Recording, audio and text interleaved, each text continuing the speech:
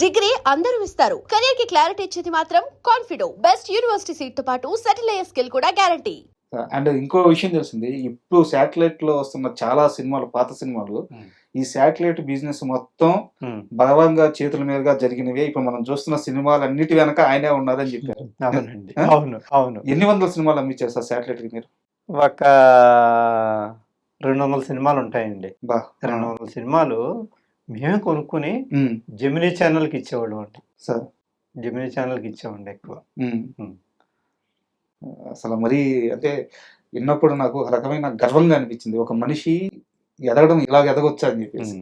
And Pullarao గారు, మీ విషయానికి వస్తే ఇప్పుడు మీరు ప్రొడ్యూసర్గా ఇప్పుడు ఎన్ని సినిమాలు తీశారు, బట్ అదే సినిమా ఇండస్ట్రీలో మీరు కో డైరెక్టర్గా, అసిస్టెంట్గా, అసోసియేట్గా మీ జీవితం కూడా స్క్రాచ్ నుంచే మొదలైంది. సో ఒక్కసారి ఆ ప్రయాణం గురించి చెప్పండి. అంటే నేను స్క్రాచ్ నుంచి నాది అట్లా స్టార్ట్ అవ్వలేదండి. నేను మా ఫాదర్ అంతా రైతు వారి కుటుంబం, వ్యాపారం కూడా చేసేవారు. చక్కగా నేను డిగ్రీ చదువుకున్నా. డిగ్రీ చదివి స్కూల్ ఆఫ్ ఫోటోగ్రఫీ, రాజమండ్రిలో స్కూల్ ఆఫ్ ఫోటోగ్రఫీ ఉందండి. అక్కడ కూడా డిప్లొమా చేసిన తర్వాత నేను సినిమా ఇండస్ట్రీకి రావడం జరిగింది. అంటే సినిమా అన్నది ప్యాషన్ అయితే కానివ్వండి, సార్ సినిమా ఇండస్ట్రీకి ఆ విధంగా వచ్చా. డిగ్రీ చదువుకుని స్కూల్ ఆఫ్ ఫోటోగ్రఫీ చేసి నేను ఫిల్మ్ ఇండస్ట్రీకి వచ్చి నేను రావటం జంజాల్ గారి దగ్గర జాయిన్ అయ్యాను. జంజాల్ గారి దగ్గర జాయిన్ అయ్యాను.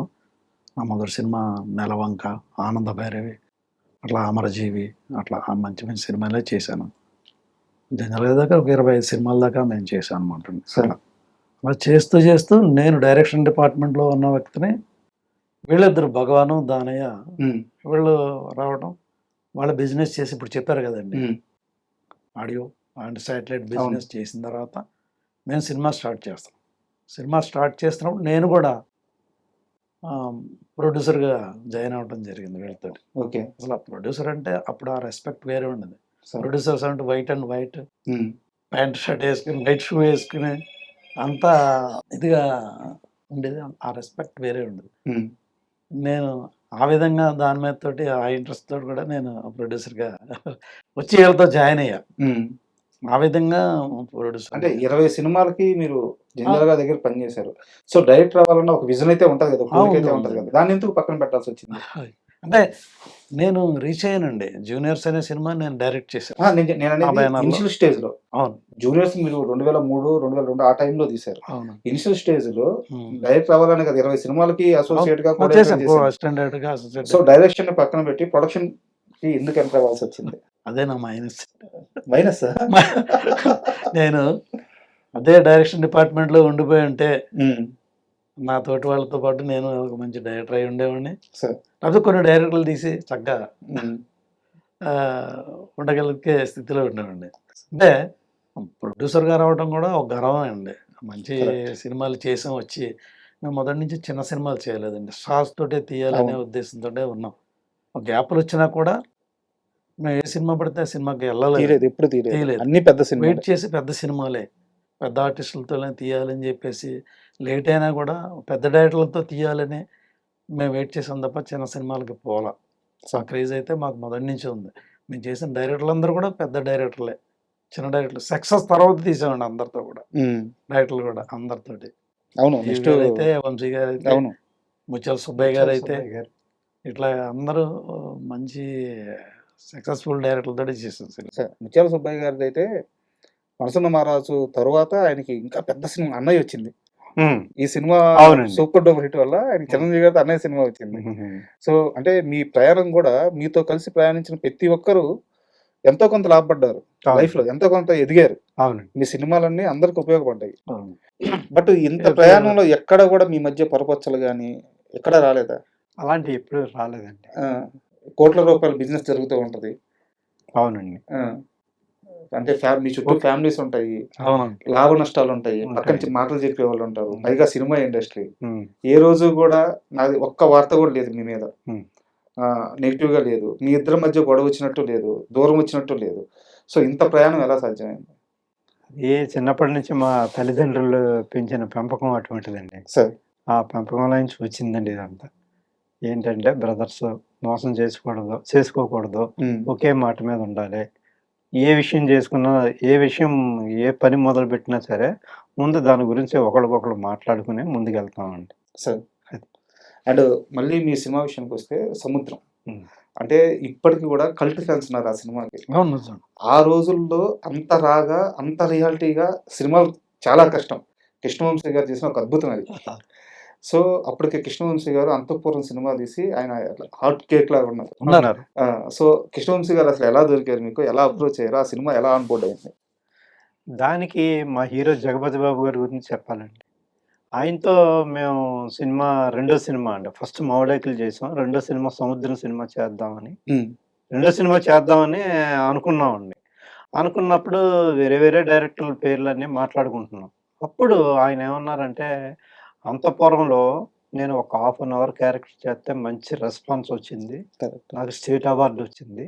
అట్లాంటిది ఒక్కసారి మీరు కృష్ణవంశీ గారి గురించి ఆలోచించండి. హ్మ్. చేద్దాం ఆయనతో బావుంటది అని అన్నారన్నమాట. అమ్మో! కృష్ణవంశీ గారంటే ఇప్పుడు మనకెక్కడ దొరుకుతారండి? ఆయనతో మనకు కుదురుతదా అన్నాం.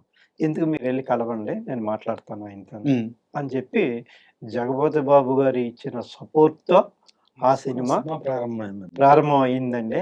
అదే విధంగా అంత ఇంట్రెస్ట్‌గా, అంత ప్రేమిస్తూ కూడా ఉండి, ఎక్కడ ఏ ప్రాబ్లమ్ ఏమీ రానివ్వకుండా దగ్గరుండి కంప్లీట్ చేసి, ఏ మాట మీద అయితే ఉన్నామో అదే మాట ప్రకారంగా సినిమా చేసామండి. ఆ సినిమా మంచి సక్సెస్ అయిందండి. ప్రొడ్యూసర్స్‌గా మాకు చాలా మంచి పేరొచ్చిందండి. అంటే ఆ రోజుల్లో ఒక 3,00,00,000 ఖర్చు పెట్టి మనం కొనుక్కుందామన్నా రాదు. అంత పేరు తెచ్చిపెట్టిందండి ఆ అబ్బా! సినిమా. ఆ సినిమాకి కూడా 3 స్టేట్ అవార్డులొచ్చినియండి సార్.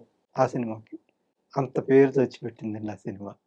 అంటే ఇప్పటికి దాంట్లో 'తనికెళ్ళ వర్ణి' గారి అవునండి. ఆ క్యారెక్టర్ చూస్తుంటే అసల 'తనికెళ్ళ వర్ణి' గారు ఇలా ఇప్పుడు తరం చూస్తే అసలు నమ్మరు. హ్మ్. అవునండి. అవును. పుల్ల రవితేజ గారు ఆయనకి చేశారు. 'తనికెళ్ళ భరణి' గారికి విలన్‌గా ఫస్ట్ టైము స్టేట్ అవార్డ్ వచ్చిందండి సార్. ఆయనకి. అంతకుముందు చాలా వేషాలు చేశారు. హ్మ్. అయినా సరే ఈ క్యారెక్టర్‌కొచ్చిందండి అవును. ఆయనకి. 'సముద్రంలో' క్యారెక్టర్.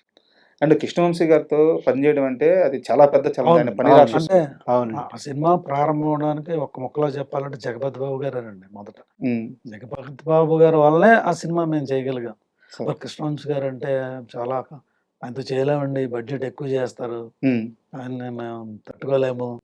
టెంపర్‌గా ఉంటారాయన. అని అంటే, ఎందుకే నేనున్నాను గదా మీకు. అని ప్రతి విషయంలోను ఆయనే కోఆర్డినేట్ చేసి ముందుకు తీసుకెళ్లారండి ఆయన. బట్ అప్పట్లో కృష్ణవంశీ గారి మీద ఆయన డైరెక్టర్ అవ్వక ముందే గూడా హ్మ్. ఆ ముద్ర పడిపోయింది గదా! బడ్జెట్ కొంచెం ఆ! కంట్రోల్ ఉండదు అని జెప్పేసి. అవును. బట్ ఫస్ట్ నుంచే క్రియేటివ్ ఉందండి. ఫస్ట్ నుంచే ఉంది. ఫస్ట్ నుంచి ఉంది. బట్ ఆయన తీసే ఆ సినిమా మాత్రం అంతే స్థాయిలో అంత ఉంటుంది. స్థాయిలో ఉంటుంది.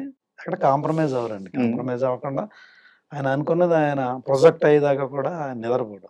అట్లా. అండ్ కృష్ణవంశీ గారితో ఆ సినిమా రిలీజ్ అయిన తర్వాత అంత పెద్ద హిట్ అయిన తర్వాత మీరు మాట్లాడిన మాట గాని, ఆయన మీతో షేర్ చేసుకున్న మాటలు గాని, ఏదైనా ఒక ఎక్స్‌పీరియన్స్ షేర్ చేసుకుంటారా? అంటే ఆ సినిమా అంతా కూడానండి కంప్లీట్ అయిపోయిన తర్వాత రష్ చూపించారు. చూపించిన తర్వాత ముందు హీరో గారు కృష్ణవంశీ గారు డైరెక్టర్ గారు చూసిన తర్వాత ప్రొడ్యూసర్స్ కూడా చూపించండి. హ్మ్. వాళ్ళు ఇందులో వాళ్ళ వాళ్ళ అభిప్రాయం కూడా చెప్తారు అన్నారు. చెప్పినప్పుడు 3 చెప్పామండి మేము. ఇది లాస్ట్ క్లైమాక్స్ గురించి. సార్. తర్వాత 'తనికెళ్ళ భరణి' గారి విలను. హ్మ్. ఆ విలన్ గురించి. ఇది కొంచెం ఉందండి. ఇంకా చేస్తే బావుంటదండి అన్నాం. హ్మ్. మరి బడ్జెట్ పెరుగుతది మీకిష్టమేనా అని చెప్పి అడిగారు. హ్మ్. ఓకేనండి. మాకు సూపర్ హిట్ సినిమా కావాలండి. హ్మ్. బడ్జెట్ పెరిగినా ఏం పర్వాలేదండి అన్నాం. అప్పుడు మళ్ళీ ఆ మార్పులతో కంప్లీట్ చేశారన్నమాట. అంటే అప్పటికి అది లిమిటెడ్ బడ్జెట్ ఉందండి. సార్. మీరిచ్చిన బడ్జెట్ ఇదే కదా! ఇంతలోనే చేయాలనుకున్నాం గదా! హ్మ్. మరి మీరు ఇంకా ఎక్కువగా చేయాలంటున్నారు. అంటే క్లైమాక్స్ అనేది సరిపోలేదని మేము ఫీల్ అయ్యామండి. ఓకే. ఆయన సింపుల్ క్లైమాక్స్ చేశారు. ఆ క్లైమాక్స్ సరిపోదనే మేము ఫీల్ అయ్యాం. హ్మ్. లేదండి క్లైమాక్స్ ఇంకా బాగుండాలి. ఖర్చుకు మేము వెనకాడం బాగుండాలి అని చెప్పగానే ఓకే. అయితే నా దగ్గర మంచి క్లైమాక్స్ ఉందని జెప్పేసి అప్పుడు ఇప్పుడున్న సినిమాలో క్లైమాక్స్ ఆయన చేశారు. సార్. ఆ! చెప్పే ముందే జెప్పారండి. మరి బడ్జెట్ పెరుగుతుంది. మీరు ఎఫర్ట్ పెట్టగలరా అంటే డెఫినిట్‌గా పెడతామండి. అవుట్‌పుట్ బావుండాలి మనకి. ప్రాబ్లమ్ లేదు.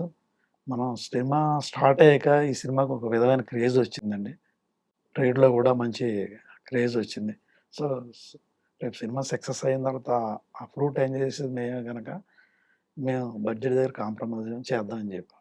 సూపర్. అప్పుడు మళ్ళీ మళ్ళా ఇంకో షెడ్యూల్ ప్లాన్ చేసిండే అప్పుడు అనుకున్నది అప్పుడు క్యాన్సిల్ చేసండి. ఆ ఓకే. Schedule okay. మళ్ళా దానికి సెపరేట్‌గా ఒక షెడ్యూల్ ప్లాన్ చేసి, ఆ విధంగా చేశారండి అప్పుడు. అలాగే ఆ సినిమాకి ఫస్ట్‌లో డీటీఎస్ చేస్తే బావుంటది. కానీ మనకు బడ్జెట్ లేదు. అంత బడ్జెట్ లేదు డీటీఎస్‌కి అని అనుకున్నాం. హ్మ్. లాస్ట్‌కి వచ్చేటప్పటికి ఏమైనా సరే డీటీఎస్ చేద్దామండి డైరెక్టర్ అప్పుడు గారు. స్టార్ట్ అవుతుంది. స్టార్ట్ ఆ! అవుతుందండి. హ్మ్. డీటీఎస్ చేద్దామండి డైరెక్టర్ గారు బావుంటదని. మరి బడ్జెట్ మరి పెరుగుతది కదా! అన్నారు. అయినా పర్వాలేదండి చేద్దామండి అని అన్నాం. సార్. అప్పుడు డైరెక్టర్ గారు డీటీఎస్ చేశారు. దాంతో ఇంకా బావుందండి.